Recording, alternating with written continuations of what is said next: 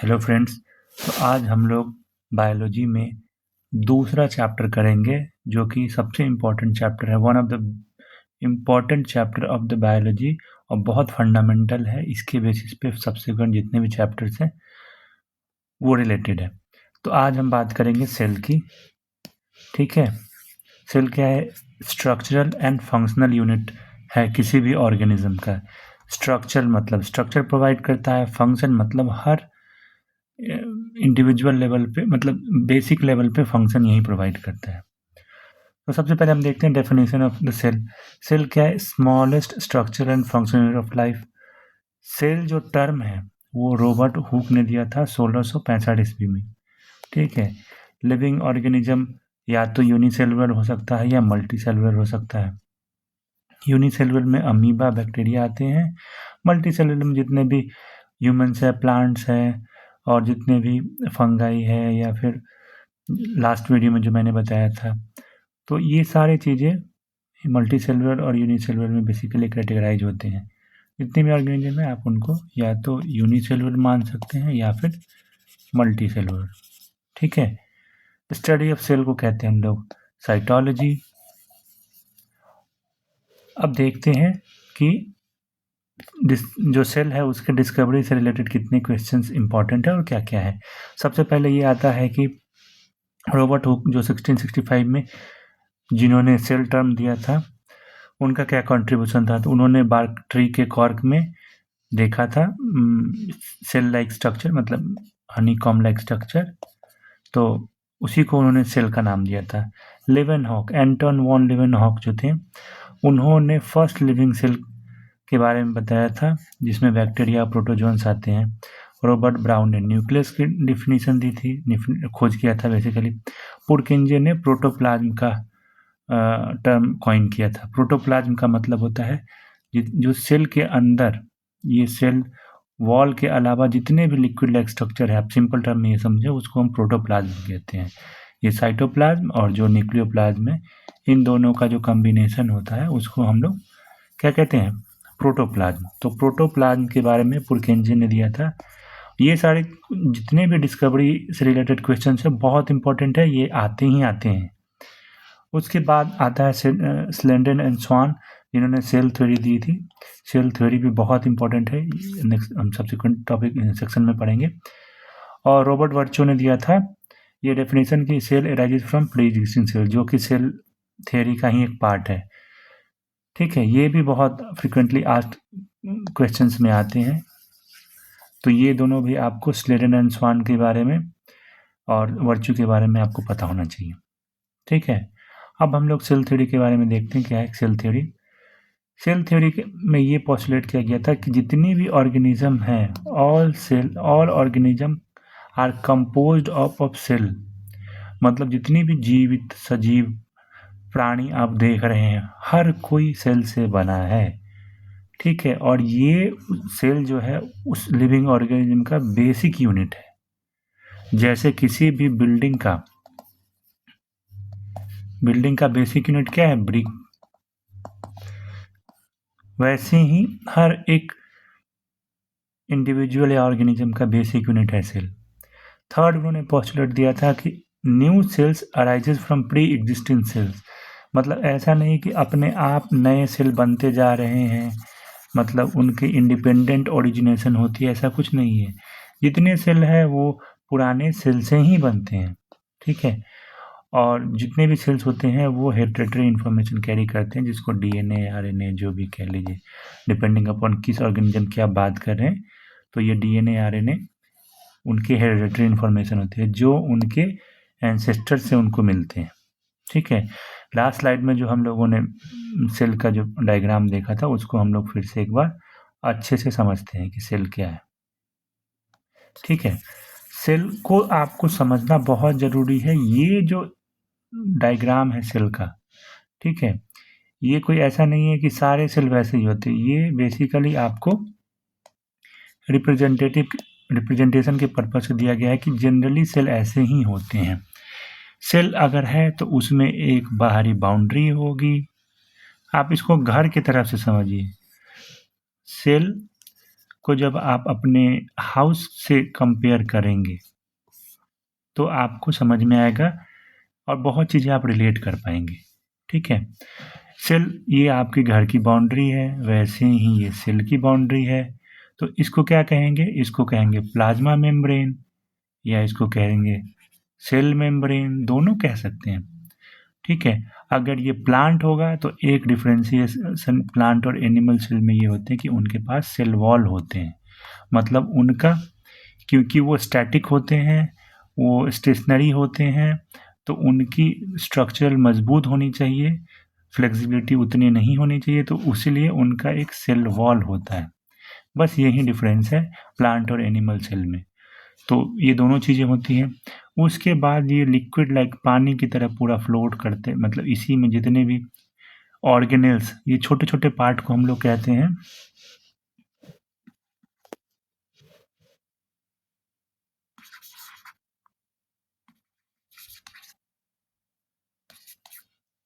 Organelles. जितनी भी छोटी छोटी चीज़ें सेल के अंदर एग्जिस्ट कर रही है वो सब सेल ऑर्गेनेल्स है, मतलब ऑर्गेन का ही छोटा ऑर्गेन जैसा ही आप समझ लीजिए, सेल का ऑर्गेन। तो इसीलिए इसको कहते हैं सेल ऑर्गेनेल्स।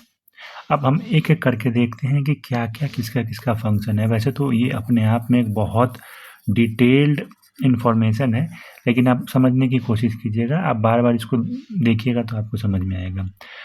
अब हम एक एक करके देखते हैं। सबसे पहले हमारे पास है माइटोकॉन्ड्रिया। माइटोकॉन्ड्रिया किचन की तरह होता है किसी भी सेल का।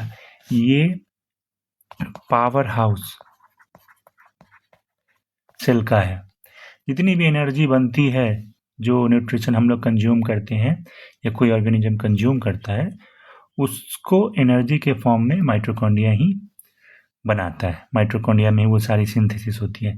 प्लाज्मा मेम्ब्रेन के बारे में मैंने आपको बता दिया है। माइक्रोट्यूब्यूल छोटे छोटे ऑर्गेनेल्स होते हैं, इसका उतना इम्पोर्टेंस नहीं है, इसको आप इग्नोर भी कर सकते हैं। सेंट्रोजोम्स होते हैं एनिमल सेल में, सेंट्रोजोम्स को भी आप इग्नोर कर सकते हैं, उतना इम्पोर्टेंट नहीं है।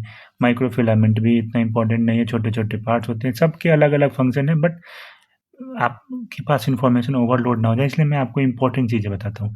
लाइसोसोम्स होते हैं बहुत इंपॉर्टेंट, इससे भी क्वेश्चंस आते हैं। सुसाइडल बैग, मतलब अगर कुछ कोई चीज़ सेल के अंदर, आपके घर के अंदर डस्टबिन की तरह इसको समझ लीजिए, कुछ भी खराब हो गया, कुछ भी सड़ गल गया, टूट फूट हो गई, तो लाइसोसोम उसको डाइजेस्ट कर जाता है। ठीक है, वैसे ही है एंडोप्लाज्मिक रेटिकुलम, ये भी बहुत इंपॉर्टेंट है प्रोटीन सिंथेसिस में। ठीक है, इसमें भी दो टाइप के होते हैं, आप सब्सिक्वेंटली पढ़ेंगे। उसके बाद, क्योंकि इसके ऊपर राइबोसोम्स होते हैं, इसके बाद सेक्रेटरी वेसल्स होते हैं, इतना उतना इंपॉर्टेंट नहीं है। पेरोक्सीसोम्स को भी उतना इंपॉर्टेंट नहीं। वैक्यूल जनरली प्लांट सेल में ज़्यादा बड़े होते हैं, ये वाटर सैप्स वगैरह को स्टोर करते हैं। एनिमल में बहुत छोटे मात्रा में होते हैं, इनसिग्निफिकेंट। साइटोप्लाज्म, ये लिक्विड लाइक स्ट्रक्चर जो भी होता है जिसमें सारे ऑर्गेनेल्स फ्लोट करते हैं। गोल्गी बॉडीज, ये भी प्रोटीन सिंथेसिस में और लिपिड सिंथेसिस में हेल्प करते हैं। गोल्गी वेसल्स, गोल्गी एपरेटस दोनों सेम ही एक पार्ट है। क्रोमेटिन्स जो होते हैं वो सेल न्यूक्लियस के, ये न्यूक्लियस है, ये ब्रेन है सेल का, इसके अंदर जितने भी हेरिडेटरी इन्फॉर्मेशन होते हैं क्रोमेटिन के फॉर्म में होते हैं। और न्यूक्लियस उसके अंदर का मेन पार्ट होता है, न्यूक्लियस जो मैंने आपको बता दिया।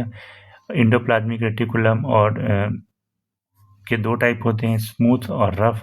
रफ वाले के ऊपर राइबोसोम्स होते हैं। राइबोसोम्स बेसिकली प्रोटीन सिंथेसिस करते हैं, ये भी बहुत इंपॉर्टेंट है। ठीक है, तो ये मोर और लेस आपको समझना पड़ेगा कि इसमें से इम्पॉर्टेंट क्या है, क्योंकि इतने सारे ऑलमोस्ट, अगर आप नए हैं बायोलॉजी में या नए सिरे से सब कुछ समझ रहे हैं तो आपके लिए बहुत डिफ़िकल्ट हो सकता है ये सारी चीज़ें को याद रखना। तो इसलिए मैं आपको बता देता हूँ कि किसके माइटोकॉन्ड्रिया बहुत इंपॉर्टेंट है, आपको इसके बारे में जानना ही चाहिए। लाइसोसोम के बारे में आपको जानना ही चाहिए। स्मूथ एंडोप्लाज्मिक रेटिकुलम के बारे में आपको जानना चाहिए। गोल्गी बॉडी, गोल्गी एपरेटस दोनों एक ही हैं। ठीक है, और न्यूक्लियस, न्यूक्लियोलस, इन तीनों को आप कलेक्टिवली जान सकते हैं। राइबोसोम्स के बारे में आपको पता होना चाहिए। ठीक है, सब्सिक्वेंटली हम देखेंगे सबका क्या क्या फंक्शन है। तो फिर हम नेक्स्ट जो स्लाइड था उसमें देखते हैं कि सेल थ्योरी हमने कवर कर लिया। ठीक है, अब हम देखते हैं कि सेल कितने प्रकार के हो सकते हैं। टाइप्स किस बेसिस पे? टाइप्स उसके डेवलपमेंट के बेसिस पे, मतलब कितना इवॉल्व है, कितने मैच्योर सेल्स हैं। वो दो टाइप के होते हैं, एक होता है प्रोकैरियोटिक, एक होता है यूकैरियोट। ठीक है, अब देखते हैं क्या क्या है। प्रोकैरियोटिक नाम से ही लग रहा है कि प्रिमिटिव, नाम से ही क्या है, ये प्रिमिटिव है। मतलब ये देखिए, प्रोकैरियोटिक प्रिमिटिव है, इसमें जो न्यूक्लियस है ये न्यूक्लियाइड के फॉर्म में होते हैं, ये डिफाइन नहीं होते हैं, सब कुछ खिचड़ी की तरह cell wall membrane, cell membrane और सेल वॉल के अंदर ही वो पूरा प्रेजेंट होता है। इतने ऑर्गेनाइज्ड नहीं रहते हैं ये जितना नॉर्मल सेल्स होते हैं। नॉर्मल सेल्स ही हैं यूकैरियोटिक सेल्स, नॉर्मल सेल। ठीक है, तो न्यूक्लियस इसमें एब्सेंट होता है, इसमें प्रेजेंट होता है। डीएनए प्रोकैरियोटिक में सर्कुलर होता है और इसमें लीनियर होता है। लीनियर मतलब जो भी हेलिकल स्ट्रक्चर होते हैं। ऑर्गेनेल्स इसमें एब्सेंट होते हैं, इसमें प्रेजेंट होते हैं। सेल के अंदर जो छोटे छोटे इंडिपेंडेंट पार्ट वो होते हैं ऑर्गेनेल्स। साइज इसका छोटा होता है, इसका बड़ा होता है। ठीक है, क्योंकि ये नॉर्मल सेल्स है, ये छोटे हैं। एग्जाम्पल इसके बैक्टीरिया हैं, इसके प्लांट्स और एनिमल्स। ठीक है, अब आप देखिए फोटो में आपको समझ में आएगा कि ये एक सेल है, उसके सेल मेम्ब्रेन है, उसके अंदर ही लिक्विड लाइक स्ट्रक्चर है, सब क्लमजी है। एक फ्लैजेलम है, ठीक है, हैंड लाइक स्ट्रक्चर जिसका काम होता है मूवमेंट्स में। और ये क्योंकि यहाँ पे और डिवीजन ऑफ लेबर नहीं है, सब कुछ ये इसी सेल के अंदर ही हो जा रहा है। यहाँ पे हर एक ऑर्गेनेल्स का एक एक काम बटा हुआ है। ठीक है, पावर हाउस माइटोकॉन्ड्रिया है, राइबोसोम प्रोटीन सिंथेसिस करता है, लेकिन यहाँ पे नहीं है। तो ये बेसिकली क्या है, लेस सोफिस्टिकेटेड,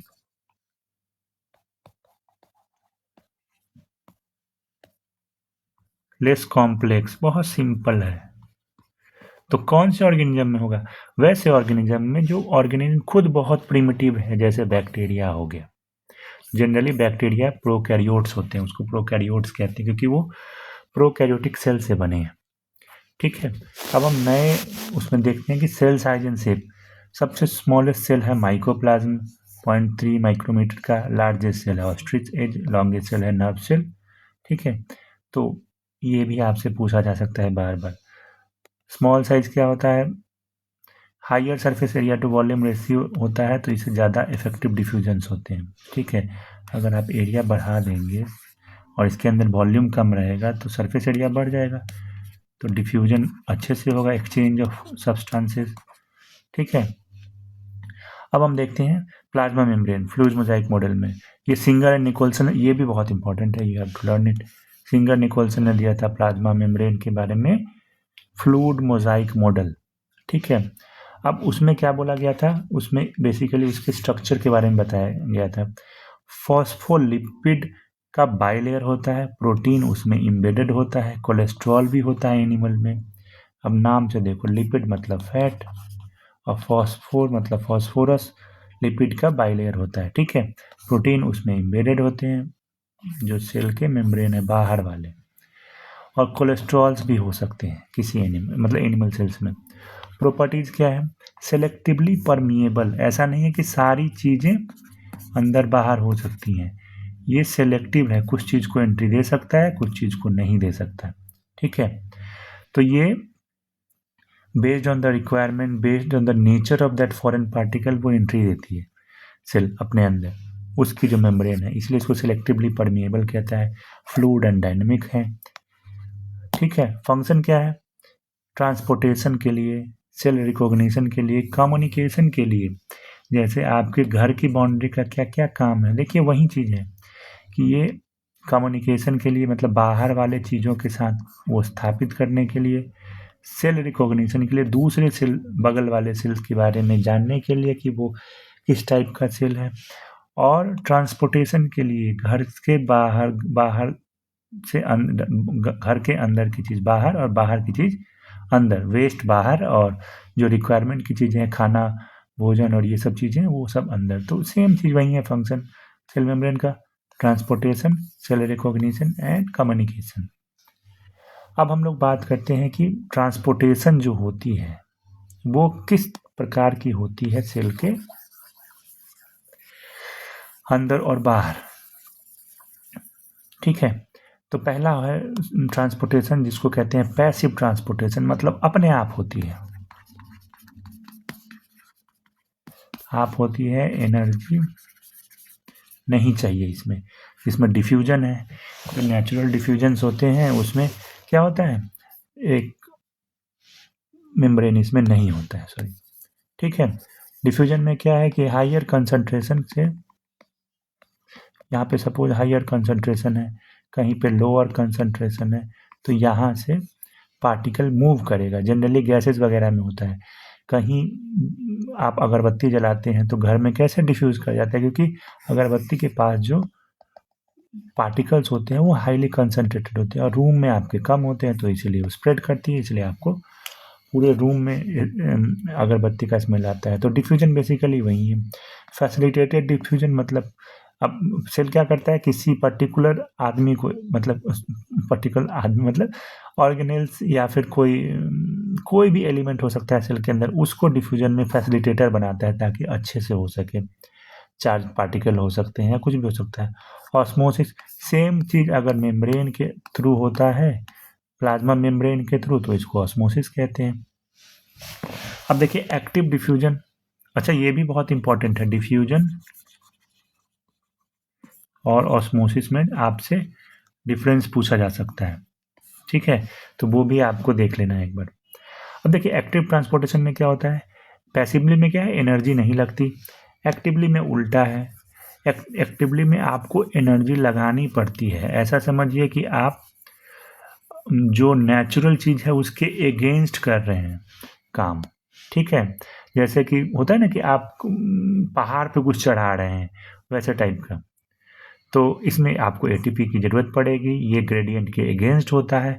बेसिकली ग्रेडियंट्स के अगेंस्ट मतलब लोअर कंसंट्रेशन से आपको हायर कंसंट्रेशन की तरफ मूव करना है, तो आपको इसमें एनर्जी खर्च होगी। ठीक है, फिर हम बात करते हैं इंडोसाइटोसिस और एक्सोसाइटोसिस। अब इंडोसाइटोसिस, एक्सोसाइटोसिस, ये दोनों होता है सेल और सेल के बाहर के लोगों के बीच में कम्युनिकेशन, या फिर कह लीजिए फूड कंजम्पशन, जो भी आप कह सकते हैं। इंडो मतलब अंदर, साइटोसिस मतलब सेल के बाहर, मतलब सेल, एक्सो मतलब बाहर, साइटोसिस मतलब सेल। तो सेल ड्रिंकिंग को कहते हैं, लाइसिस मतलब बेसिकली होता है तोड़ना। ठीक है, तो इसका मतलब होता है सेल के अंदर की चीज़ों को तोड़ना, एक का मतलब होता है सेल के बाहर की चीज़ों को तोड़ना। सेल ड्रिंकिंग का मतलब होता है पिनोलाइसिस। सेल ईटिंग को कहते हैं फैगोसाइटोसिस। जैसे सपोज एक अमीबा है, ये उसका न्यूक्लियस है, एक फॉरेन पार्टिकल है, तो ये क्या करेगा, ये धीरे धीरे धीरे धीरे ये अपना वो बिछाएगा जाल बेसिकली अपने ऑर्गेने मतलब मेम्ब्रेन को वैसे चारों तरफ करेगा, सो दैट ये अपने आप अंदर आ जाए और फिर ये दोनों बाहर हो जाएगा। तो इसी से ये इसका ईटिंग मैकेनिज्म भी आप कह सकते हैं। ठीक है, तो इसी को कहते हैं सेल ईटिंग, इसको कहते हैं फैगोसाइटोसिस। Cell drinking, pinocytosis. आगे बात समझ में, ये बेसिकली होता है अमीबा में।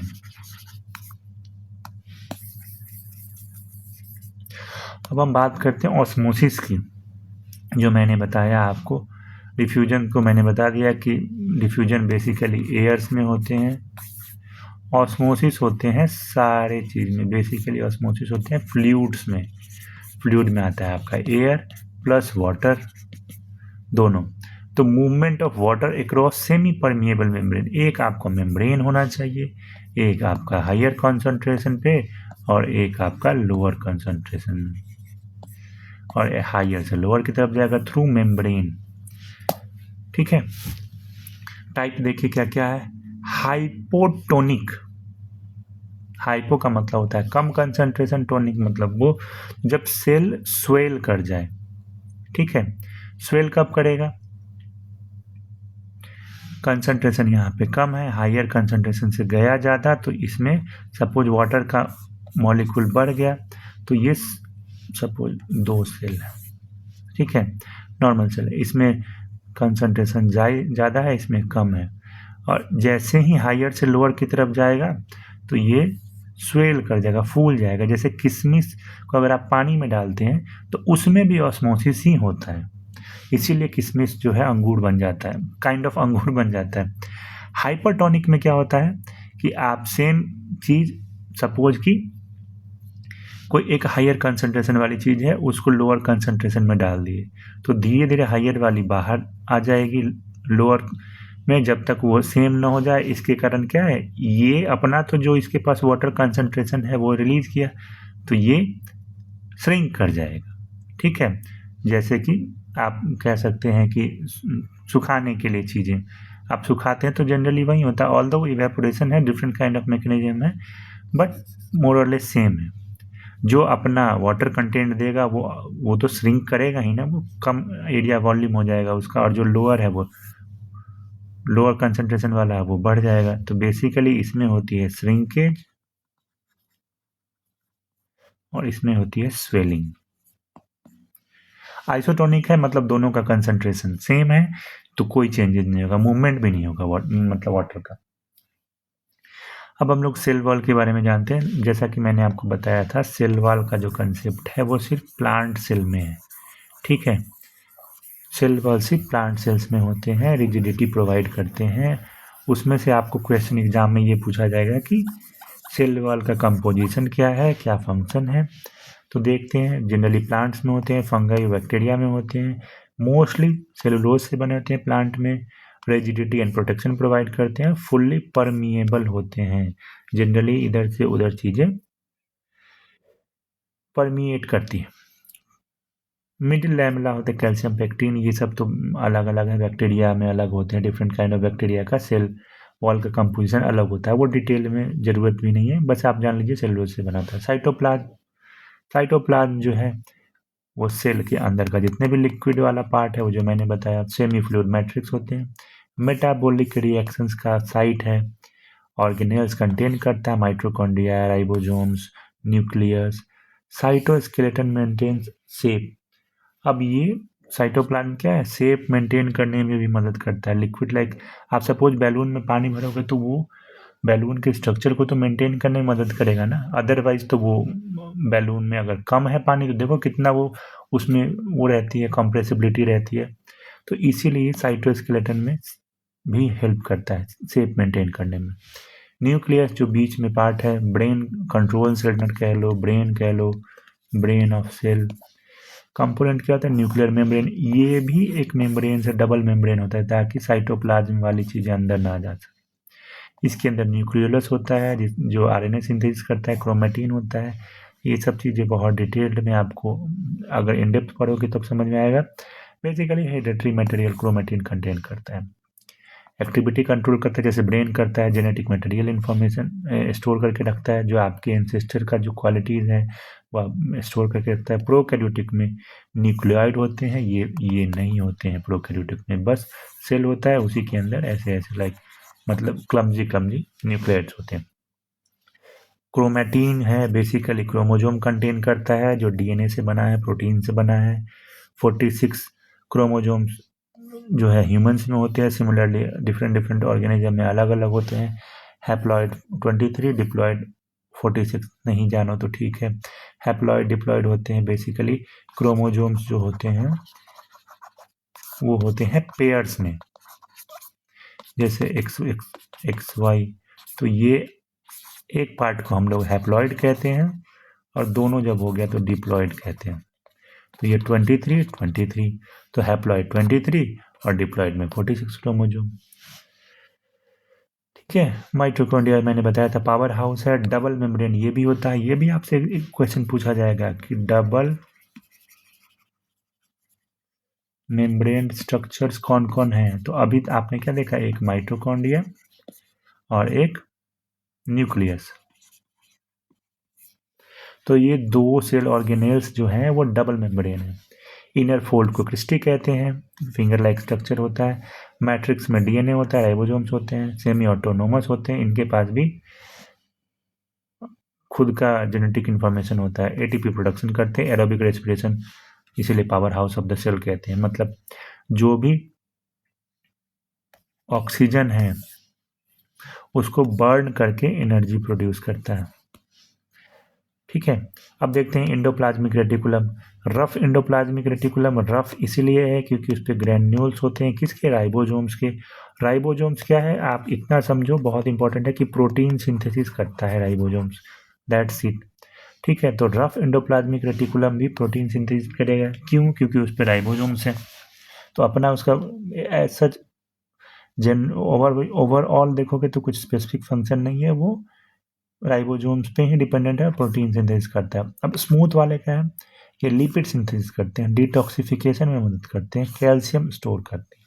ठीक है, लिपिड मतलब फैट सिंथेसिस करते हैं, डिटॉक्सिफिकेशन मतलब जितने भी टॉक्सिन्स हैं उसको रिलीज करते हैं, और कैल्शियम को स्टोर करते हैं। राइबोसोम सबसे स्मॉलेस्ट ऑर्गेनेल्स है, ये भी बहुत इंपॉर्टेंट है। 2 टाइप के होते हैं, नॉट दैट सिग्निफिकेंट। 70S नाम है, 80S भी नाम है, और ये प्रोटीन सिंथेसिस करते हैं, ये इंपॉर्टेंट है। और ये रफ एंडोप्लाज्मिक रेटिकुलम में भी पाया जाता है और इंडिपेंडेंटली साइटोप्लाज्म में भी फ्लोट करते रहता है। ठीक है, गोल्गी apparatus, ये बहुत इंपॉर्टेंट है। कैमिलो गोल्गी ने इसका इन्वेंशन किया था, डिस्कवर बेसिकली, और ये पैकिंग एंड सेक्रीशन में मदद करता है। लाइजोसोम्स फॉर्म करता है, नए नए लाइजोसोम्स को क्या कौन करता है मैन्युफैक्चर? गोल्गी apparatus, और ये सारे यूकैरियोट्स में प्रेजेंट होते हैं। लाइसोसोम डाइजेस्टिव एंजाइम कंटेन करता है, ऑटोफैगी, ऑटोलाइसिस, ये सब किलिंग का नाम है, मतलब अपने आप सेल को मार देना, अपने सेल को रप्चर कर देना, डाइजेस्ट करना, इसलिए इसको कहते हैं सुसाइडल बैग। आरबीसी में नहीं होता है। वैक्यूल का क्या काम है? वैक्यूल क्या स्टोरेज का काम करता है, टर्जर प्रेशर वो मेंटेन करता है, ये होता है प्लांट्स में। टर्जिडिटी क्या होता है? एक शेप मेंटेन करना।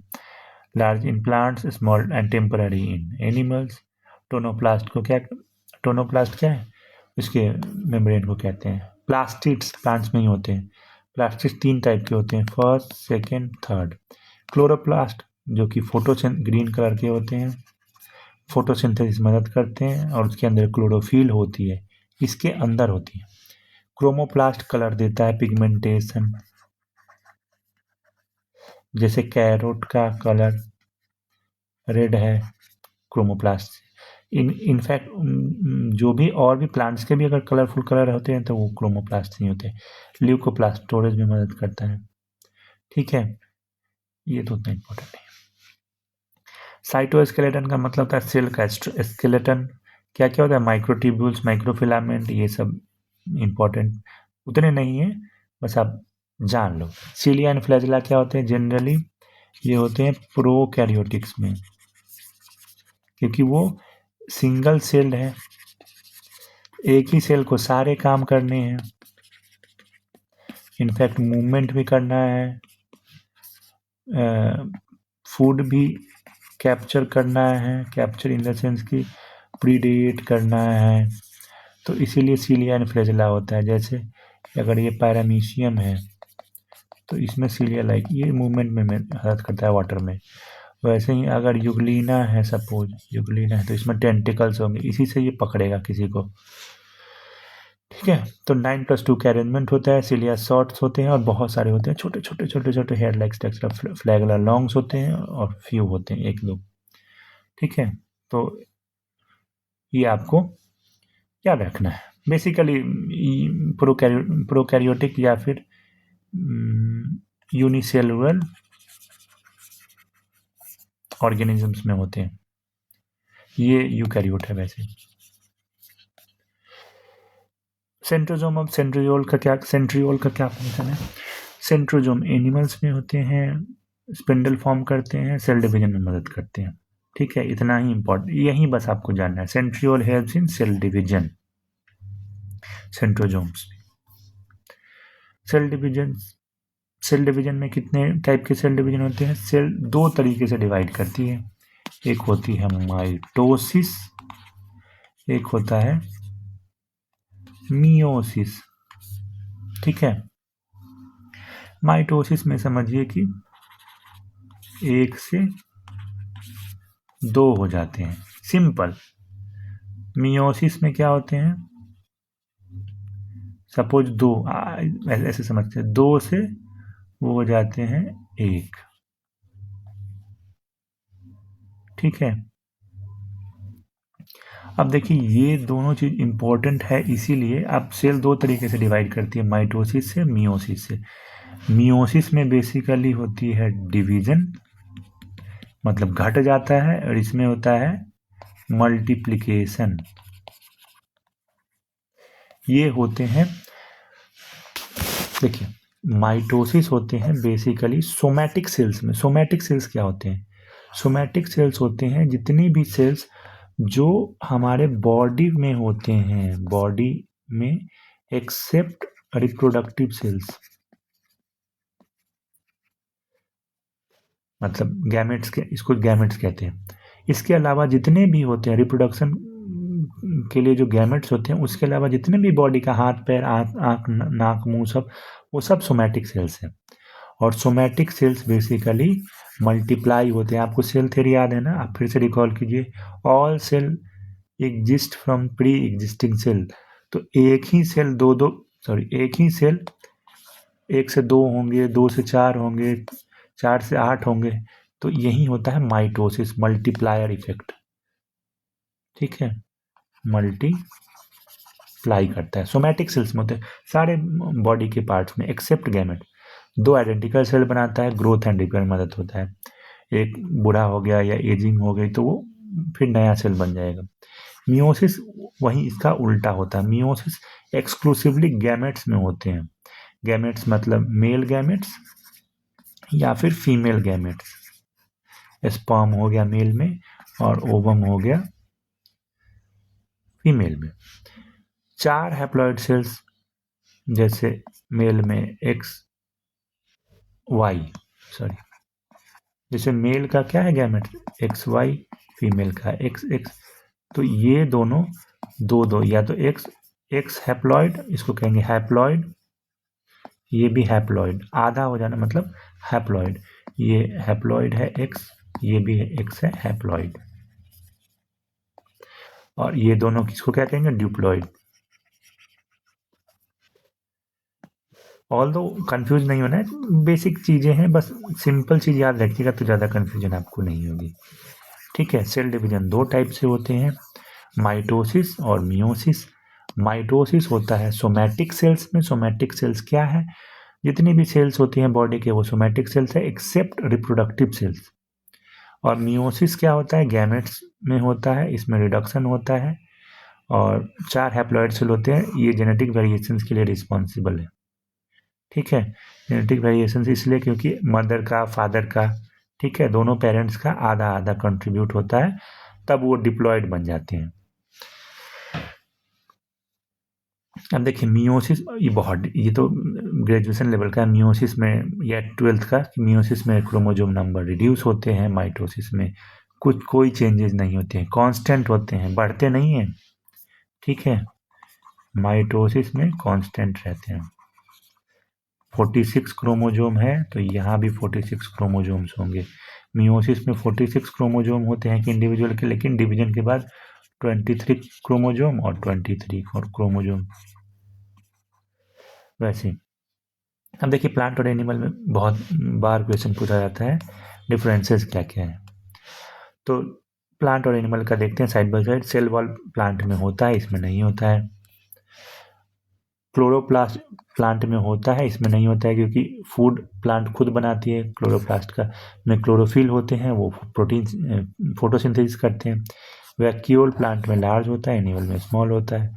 सेंट्रोजोम प्लांट में एब्सेंट होता है, इसमें एनिमल में प्रेजेंट होता है। ठीक है, कुछ प्रीवियस ईयर क्वेश्चन देखते हैं जो बहुत इंपॉर्टेंट है। न्यूक्लियस किसने डिस्कवर किया था? तो रॉबर्ट ब्राउन ने किया था। ठीक है, हुक ने नहीं किया था, हुक ने सेल किया था डिस्कवर। पावर हाउस क्या है? माइटोकॉन्ड्रिया।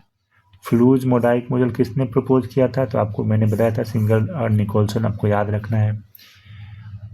विच ऑर्गेनेल्स है ओन डीएनए, किसके पास है? माइटोकॉन्ड्रिया, बहुत इंपॉर्टेंट है। न्यूक्लियस के पास तो है ही, हेरिडिटरी इंफॉर्मेशन कैरी ही करता है, लेकिन माइटोकॉन्ड्रिया के पास भी अपना डीएनए है, बहुत इंपॉर्टेंट। 70S राइबोसोम किस में प्रेजेंट होता है? प्रोकैरियोटिक में। वैसे ये बहुत उतना वो नहीं है, हाई लेवल का क्वेश्चन है। 70 और 80S मैंने बताया था, ये थोड़ा प्रिमिटिव है और ये थोड़ा एडवांस्ड। ठीक है, साइटोप्रोटीन सिंथेसिस राइबोसोम्स मैंने बताया है आपको।